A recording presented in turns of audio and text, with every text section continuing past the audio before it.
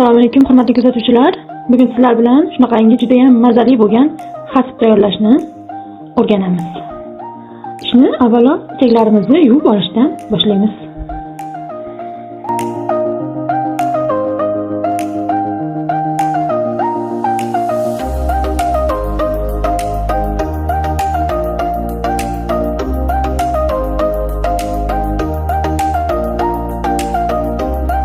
Ichaklarimizni tayyorlab bo'lgandan keyin ichiga solgani nachinkasini tayyorlaymiz. Buning uchun bizga piyoz kerak bo'ladi, guruch, qiyma solamiz, ko'kat, ziravorlar, yog', tuz, ozgina tomat ham solib yaxshilab aralashtiramiz.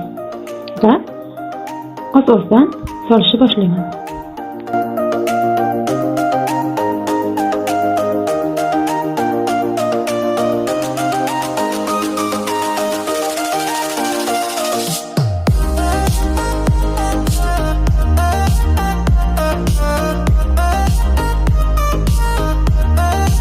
Mana hurmatli kuzatuvchilar, juda ham ko'rinishi chiroyli bo'lgan xasibimiz tayyor bo'ldi. Video yoqqan bo'lsa like bosib, kanalimga obuna bo'ling. Bundan keyingi videolarimni ham kuzatishda davom eting.